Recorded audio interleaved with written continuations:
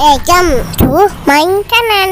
Hi. நம்ம சேனலை புதுசாக பார்க்குறவங்களும் இது வரைக்கும் சப்ஸ்கிரைப் பண்ணி பக்கத்தில் பெல் ஐக்கனை ப்ரெஸ் பண்ணிக்கங்க. இந்த வீடியோ லைக் பண்ணுங்கள், கமெண்ட் பண்ணுங்கள் அண்ட் ஷேர் பண்ணுங்கள். ஃப்ரெண்ட்ஸ், இன்றைக்கி நம்ம சிக்கன் மந்தி எப்படி செய்கிறதுன்னு தான் இந்த வீடியோவில் பார்க்க போகிறோம்.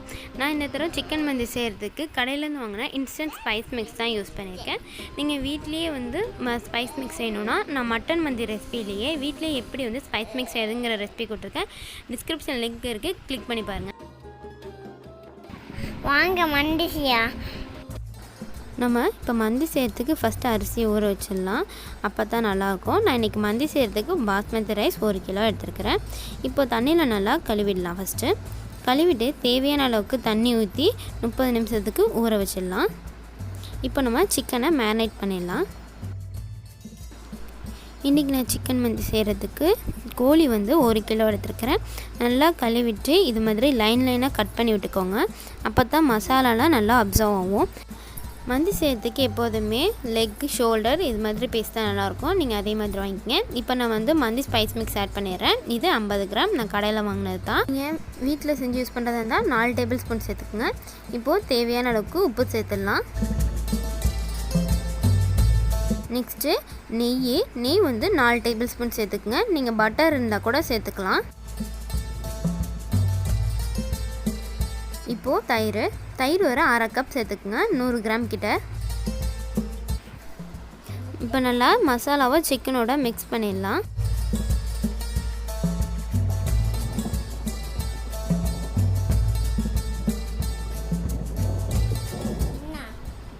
மசாலாலாம் சிக்கனில் நல்லா ஊறட்டும். இது 1-2 மணி நேரத்துக்கு ஊற வச்சுக்கலாம். இப்போ மேரினேட் பண்ணிக்கலாம். இந்த தடவை நான் சிக்கனை 2 ஹவர்ஸ் மேரினேட் பண்ணிட்டேன், 2 மணி நேரத்துக்கு. இப்போ ஒரு பாத்திரத்தில் 2 டீஸ்பூன் அளவுக்கு நெய் சேர்த்துக்கோங்க. 4 டேபிள் ஸ்பூன் அளவுக்கு எண்ணெய் சேர்த்துக்குங்க. நீங்கள் பட்டர் கூட ஆட் பண்ணிக்கலாம்.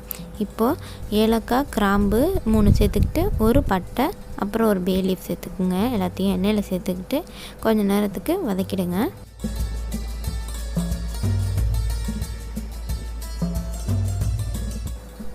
ரெண்டு மீடியம் சைஸ் வெங்காயத்தை இது மாதிரி கட் பண்ணி எண்ணெயில் ஆட் பண்ணிக்கங்க. வெங்காயத்தை நல்லா வதக்கிக்கங்க.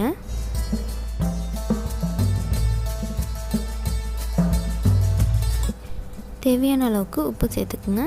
உப்பு சேர்த்துட்டு மறுபடியும் நல்லா வெங்காயத்தை வதக்கிடுங்க. 2 டேபிள் ஸ்பூன் அளவுக்கு இஞ்சி பூண்டு விழுது சேர்த்துக்குங்க. நல்லா வதக்கிடுங்க.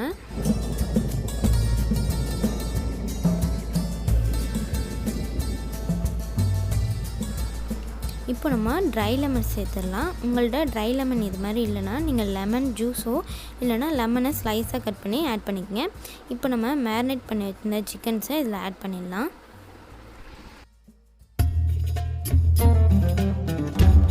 அஞ்சு நிமிஷத்துக்கு கோழியெல்லாம் நல்லா சாட் பண்ணிக்கோங்க.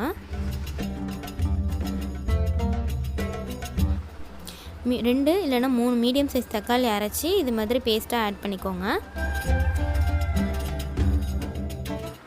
நல்லா வதக்கி விட்டுடுங்க. கோழிலாம் நல்லா வெந்து வரதுக்கு தேவையான அளவுக்கு தண்ணி சேர்த்துக்கோங்க.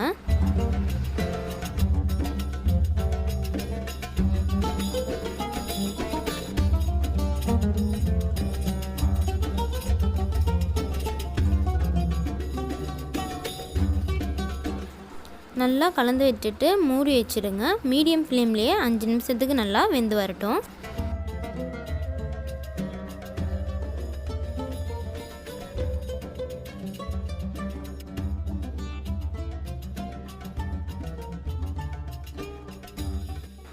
அஞ்சு நிமிஷம் ஆகிடுச்சி. கோழியெல்லாம் நல்லா வெந்து வந்துருச்சு. சப்போஸ் உங்களுக்கு கோழியெல்லாம் ஒழுங்காக வேகலைன்னா இன்னொரு 5 நிமிஷத்துக்கு நல்லா வேக வச்சுக்கோங்க.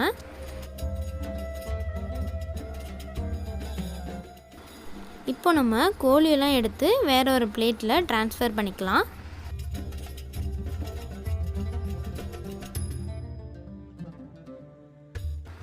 நம்ம ஊற வச்சிருந்த பாஸ்மதி அரிசி 1 கிலோவுக்கு தேவையான அளவுக்கு இப்போ தண்ணி ஆட் பண்ணிக்கலாம்.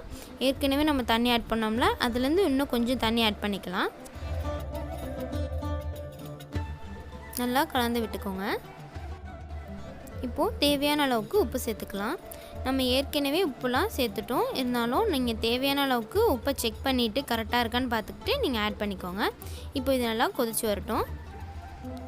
தண்ணி கொதித்து வந்துருச்சு. தண்ணி கொதித்து வரும்போது நம்ம ஊற வச்சுருந்த அரிசியை இப்போ சேர்த்துடலாம்.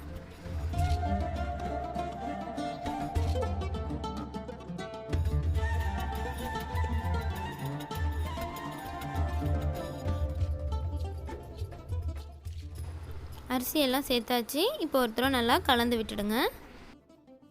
இப்போது 30லேருந்து 40 நிமிஷம் ஆகும் அரிசிலாம் நல்லா வெந்து கரெக்டாக வரதுக்கு. அவ்வளோதான், 40 நிமிஷம் ஆகிடுச்சு. அரிசியெல்லாம் நல்லா வெந்து வந்துருச்சு. இந்த கோழியெல்லாம் இப்போ நம்ம ரோஸ்ட் பண்ணிக்கலாம். நம்ம வெந்து எடுத்து வச்ச கோழி இதில் இப்போ நான் வந்து ஒரு நல்ல கலருக்காண்டி red colour food colour add பண்ணிக்கிறேன். ஃபுட் கலரை நல்லா கோழியில் நல்லா மிக்ஸ் பண்ணி விட்டுடுங்க.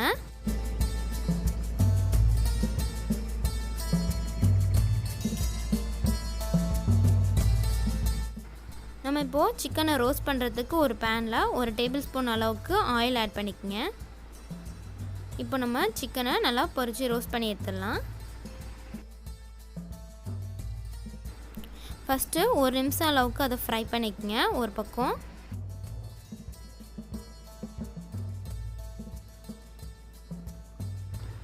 இப்போ கோழியை இது மாதிரி திருப்பி இன்னொன்று பக்கமும் 1 நிமிஷம் அளவுக்கு 1லேருந்து 2 நிமிஷம் அளவுக்கு நல்லா ஃப்ரை பண்ணிக்கலாம்.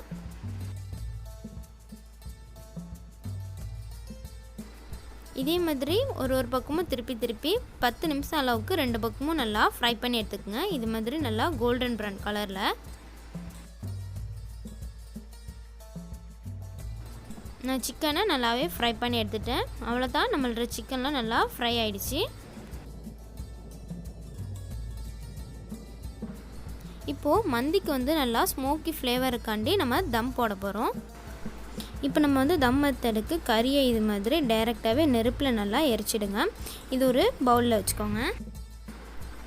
நெக்ஸ்ட் வந்து ஒரு தவாவை நம்ம மந்தி ரெடி பண்ணி வச்சுக்க ரைஸ் பாத்திரத்துக்கு கீழே வச்சுடுங்க.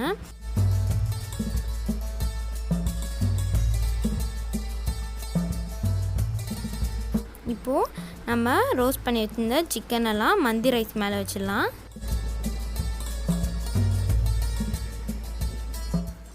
சிக்கன்லாம் வச்சதுக்கப்புறம் நம்ம கறி சூடு பண்ணி வச்சுருந்தோம்ல அந்த பவுலில் ரைஸ்க்கு நடுவில் இது மாதிரி வச்சுட்டு அதில் ஒரு 2 டீஸ்பூன் அளவுக்கு நெய் விட்டுடுங்க.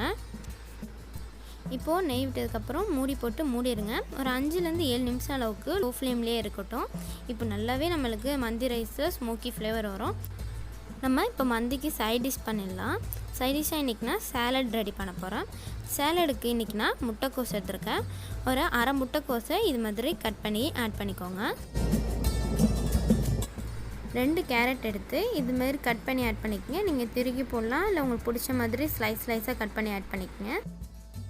இப்போது வெங்காயம் 2 மீடியம் சைஸ் வெங்காயம் சேர்த்துக்கோங்க. பாதி எலுமிச்சை சாறு,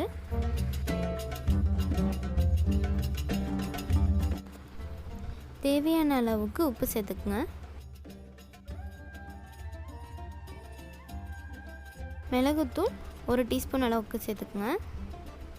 இப்போ இது எல்லாத்தையுமே நல்லா மிக்ஸ் பண்ணி விட்டுடுங்க.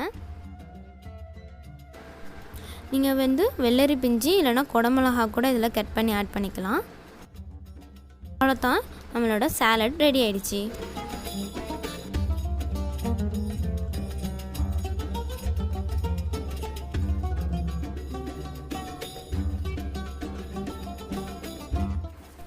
இப்போ நம்ம சைட் டிஷ் 2வது என்னென்னா மயோனைஸ்.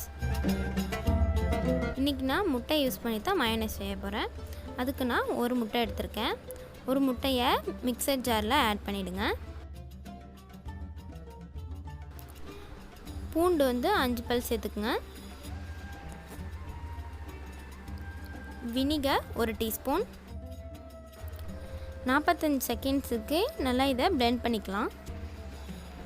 இப்போது ஆயில் 1 கப்பை மொத்தம் 3 பேட்சாக ஆட் பண்ண போகிறோம். இது ஃபஸ்ட்டு பேட்ச். சீனி 1 டீஸ்பூன். தேவையான அளவுக்கு உப்பு. இப்போ இதை 1லேருந்து 2 நிமிஷத்துக்கு நல்லா blend பண்ணி அரைச்சிக்கோங்க. இப்போ 2வது பேட்ச் ஆயில் ஆட் பண்ணிக்கிட்டு மிளகுத்தூள் சேர்த்துக்குங்க, ஒரு 1/2 டீஸ்பூன். இதை நல்லா ஸ்மூத்தாக வர அளவுக்கு blend பண்ணிக்கலாம்.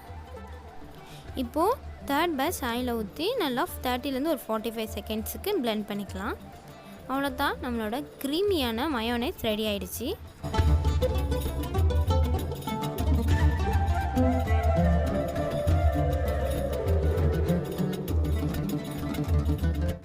தம் மெத்தடை நீங்கள் சர்வ் பண்ணும்போது ஓப்பன் பண்ணிங்கன்னா ரொம்ப சூப்பரான ஸ்மெல்லோடு வரும்.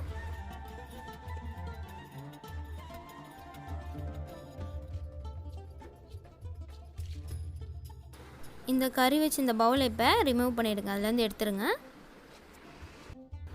சர்வ் பண்ண போகிறப்ப நீங்கள் அந்த தம் மெத்தட்லேருந்து ஓப்பன் பண்ணிவிடுங்க, அப்போ தான் ரொம்ப சூப்பராக இருக்கும்.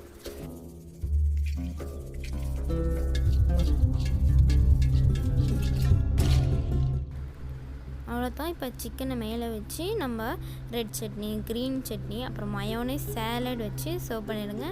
இன்றைக்கி நான் ஸ்வீட்டாக வந்து பீட்ரூட் ஹல்வா கூட செஞ்சுருந்தேன், அதோட ரெசிபி நான் வந்து போடலை. Red chutney and green chutney வந்து நம்ம ஆல்ரெடி மட்டன் மந்தி ரெசிபிலேயே அப்லோட் பண்ணியிருப்பேன், நீங்கள் போய் கிளிக் பண்ணி பாருங்கள், டிஸ்கிரிப்ஷனில் இருக்குது லிங்க்கு.